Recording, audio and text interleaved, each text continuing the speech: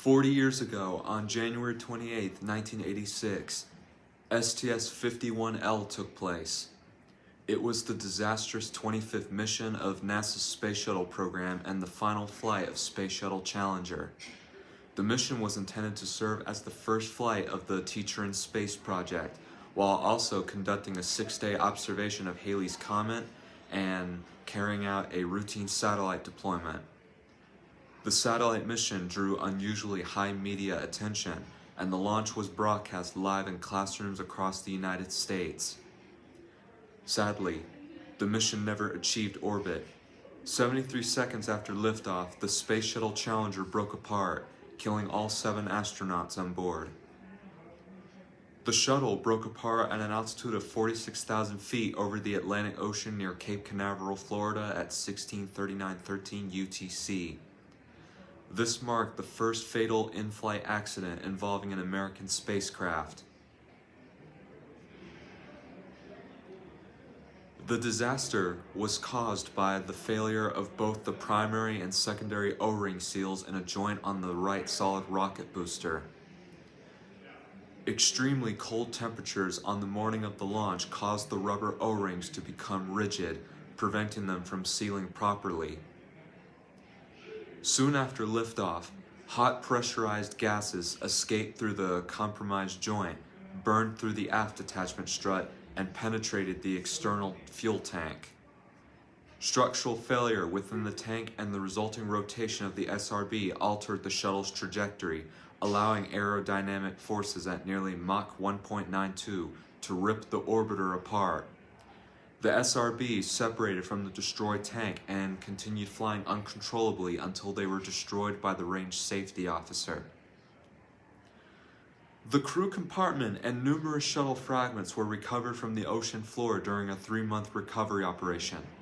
Although the precise moment of the crew's deaths remains unknown, evidence suggests that some crew members may have survived the initial breakup. The shuttle lacked an escape system, and the impact of the crew cabin with the ocean at terminal velocity was not survivable. The tragedy grounded the Space Shuttle program for 32 months.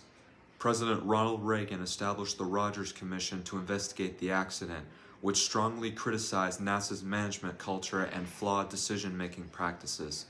The commission found that test data dating back to 1977 had revealed a serious design flaw in the SRB O-rings, yet neither NASA nor contractor Morton Thiokol had corrected the problem.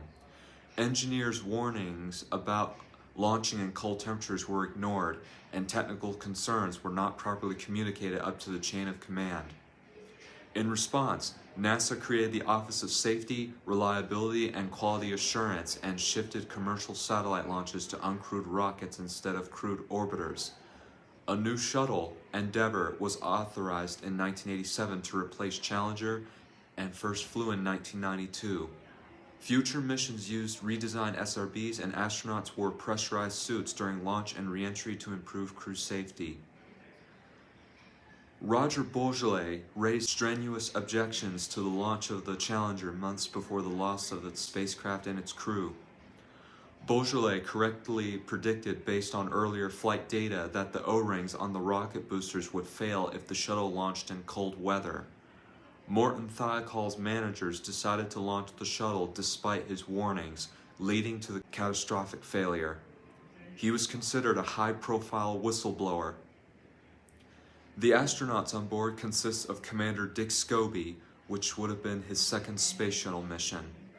On April 6, 1984, Scobie flew into space for the first time on STS-41C as a pilot on board the Space Shuttle Challenger. Then there was pilot Michael J. Smith, who was supposed to be on his first space shuttle mission. Mission Specialist 1, Ellison Onizuka, would have been his second space shuttle mission. On January 24, 1985, Onizuka flew into space for the first time on STS-51C as Mission Specialist 1 on board the Space Shuttle Discovery, and made history as the first Asian American and the first person of Japanese ancestry to reach space. Mission Specialist 2, Flight Engineer Judith Resnick. This would have been her second space shuttle mission.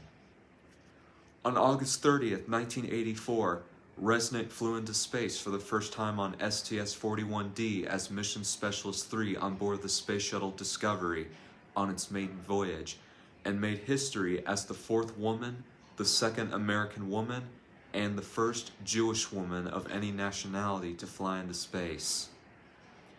Mission Specialist 3, Ronald McNair. This would have been his second space shuttle mission.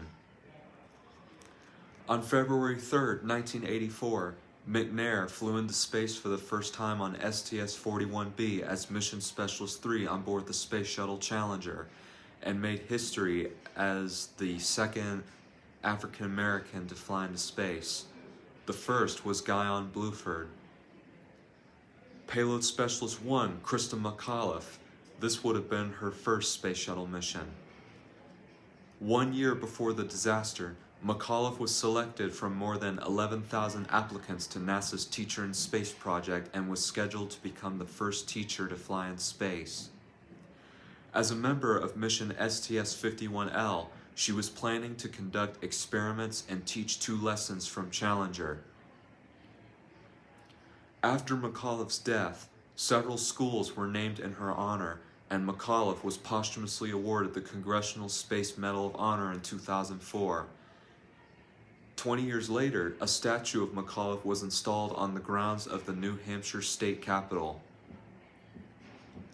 And last, we have Payload Specialist 2, Gregory Jarvis.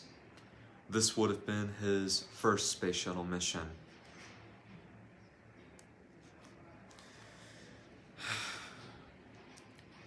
I can't believe it's been 40 years already. If you like what you heard, don't forget to leave a comment down below and subscribe. This is Stephen Luke. Never forget the Space Shuttle Challenger disaster. God bless America. And God bless the astronauts of STS-51L.